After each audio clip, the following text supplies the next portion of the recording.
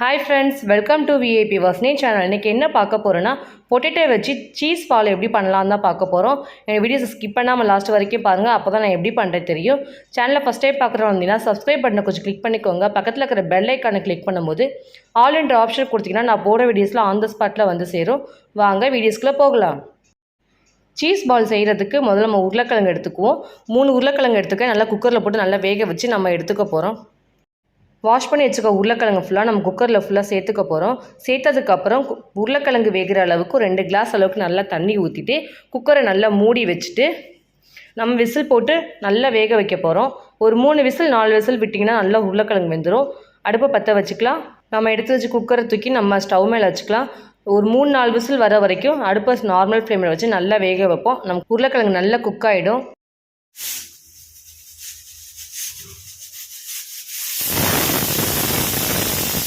உருளைக்கிழங்கு வச்சு cheese ball செய்ய போகிறோம். அதுக்கு தேவையான இன்க்ரீடியன்ஸ் இவ்வளோ தான்.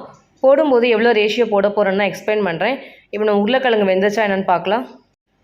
குக்கர் ஃபுல்லாக ஏர் ஃபுல்லாக ரிலீஸ் ஆகட்டும். ரிலீஸ் ஆனால் குக்கரை ஓப்பன் பண்ணிக்கலாம். வெந்த உருளைக்கிழங்கு ஃபுல்லாக நம்ம ஒரு பிளேட்டில் மாற்றிக்கலாம். ஃபுல்லாக நம்ம தோலை ஃபுல்லாக உரித்து எடுக்க போகிறோம். ஃபுல்லாக இதே மாதிரி நம்ம தோலை ஃபுல்லாக உரித்து நம்ம ஒரு பிளேட்டில் வச்சுக்கலாம். உரித்த எல்லா உருளைக்கிழங்கையும் நம்ம மேஷ் பண்ணி எடுக்க போகிறோம். ஸோ நம்ம வீட்டில் ஏதாவது மேஷ் பண்ணுற மாதிரி ஏதாவது இருந்துச்சுன்னா நம்ம வச்சு நல்லா அழுத்தம் கொடுத்து நம்ம உருளைக்கிழங்கை ஃபுல்லாக நம்ம நல்லா மேஷ் பண்ணிக்க போகிறோம். ஸோ இதே மாதிரி மேஷ் பண்ணுறது வீட்டில் இருந்தால் பண்ணுங்கள், இல்லை துருவி பண்ணுங்கள், இல்லைனா கையால் கூட பிசைஞ்சு பண்ணலாம். ஆனால் கையால் பிசைஞ்சு அந்தளவுக்கு நமக்கு கோட்டிங் கிடைக்காது. ஸோ இதேமாதிரி மேஷ் பண்ணுறதை வச்சு நல்லா அழுத்தி நல்லா பண்ணிங்கன்னா நமக்கு நல்லா மேஷ் ஆகிடும். உருளைக்கிழங்கு ஃபுல்லாக ஈக்குவலாக நமக்கு கரெக்டாக கிடச்சிடும் நமக்கு. ஸோ எல்லாத்தையும் நம்ம மேஷ் பண்ணி நம்ம எடுத்து வச்சுக்கலாம். நம்ம எடுத்து வச்சுக்க எல்லா பொருளையும் இப்போ ஒன்று ஒன்றா சேர்க்க போகிறோம். 2 ஸ்பூன் மைதா சேர்த்துக்கலாம். பிரெட் கம்ஸ் இல்லைன்னா நம்ம மைதா சேர்த்துக்கலாம். பச்சரிசி மாவு 2 ஸ்பூன் சேர்த்துக்கலாம். தேவையான அளவுக்கு உப்பு சேர்த்துக்கலாம். அடுத்து நம்ம எடுத்து வச்சுக்க மிளகாய்த்தூள் ஒரு 1/2 டீஸ்பூன் எடுத்துருக்கோம், அதையும் சேர்த்துக்கலாம். பெப்பர் ஒரு 1/2 டீஸ்பூன் சேர்த்துக்கலாம். மிளகாய்த்தூள் பெப்பர் நல்ல காரத்துக்காக போடுறோம். அப்போ தான் நமக்கு சாப்பிடும்போது கொஞ்சம் லைட்டாக ஸ்பைஸியாக இருக்கும். கிட்ஸுக்கு போடுற மாதிரி தான் நீங்கள் இந்த மாதிரி ஸ்பைசி வேணால் வெறும் உருளைக்கிழங்கே நம்ம ரெடி பண்ணலாம். நம்ம போட்ட பொருள் எல்லாமே நல்லா நம்ம மிக்ஸ் பண்ணியாச்சு.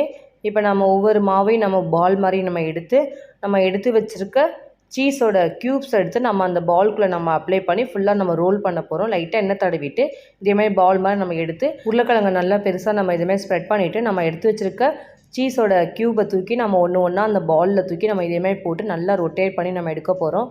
நம்ம நல்லா ரொட்டேட் பண்ணி எடுக்கும்போது நமக்கு பால் நல்லா உடையாமல் நமக்கு நல்ல ஒரு அவுட்புட்டில் கிடைக்கும். ஸோ அதனால் ஃபுல்லாக நல்லா க்ளோஸ் பண்ணி நல்லா நம்ம லைட்டாக நம்ம அழுத்தம் கொடுத்து நல்லா பிசைஞ்சு நம்ம இதே மாதிரி வச்சுக்க போகிறோம்.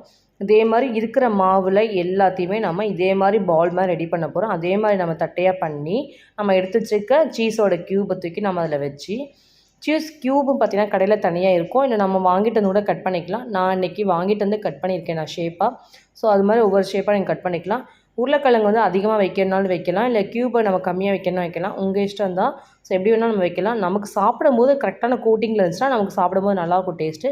இதே மாதிரி நம்ம மிக்ஸ் பண்ணி வச்சுருக்க உருளைக்கிழங்கு எல்லாத்துலேயுமே நம்ம ஒவ்வொரு க்யூபை இதே மாதிரி நம்ம உருளைக்கிழங்கு மாவில் ஃபுல்லாக நம்ம சீஸை போட்டு நல்லா ரெடி பண்ணி வச்சுக்கலாம். ரெடி பண்ணதுக்கப்புறம் நம்ம 2 ஸ்பூன் கார்ன்ஃப்ளவர் மாவு சேர்த்துக்கலாம்.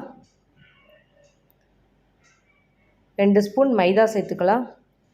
சேர்த்து ஒரு 1/2 டம்ளர் தண்ணி வச்சு நல்லா நம்ம எடுத்து வச்சுக்க மாவை நல்லா கரண்டியால் ஃபுல்லாக மிக்ஸ் பண்ணிக்க போகிறோம். கெட்டி இல்லாமல் நல்ல லிக்விடாக ஓரளவுக்கு நல்லா மிக்ஸ் பண்ணிக்கலாம். மிக்ஸ் பண்ணதுக்கப்புறம் நம்ம எடுத்து வச்சுருக்க உருளைக்கிழங்கோட பாலை நம்ம ஒவ்வொரு உருண்டையாக எடுத்து நம்ம இந்த கலக்கி வச்சுக்க மாவில் மிக்ஸ் பண்ணிவிட்டு அதுக்கப்புறம் நம்ம பிரெட் கம்ஸில் லைட்டாக நம்ம ஸ்ப்ரெட் பண்ணிவிட்டு நம்ம ஆயிலில் போட்டு பொரிச்சு எடுத்துட வேண்டியதுதான். ஸோ இதே மாதிரி நம்ம எடுத்து வச்சுக்க ஒவ்வொரு பால்லையுமே நம்ம கலக்கி வச்சுக்க மாவில் நல்லா மிக்ஸ் பண்ணிவிட்டு பிரெட் கம்ஸில் இதே மாதிரி ஸ்ப்ரெட் பண்ணிவிட்டு இதே மாதிரி நம்ம ஒவ்வொரு பாலையும் நம்ம இதே மாதிரி எடுத்து வச்சுக்க போகிறோம்.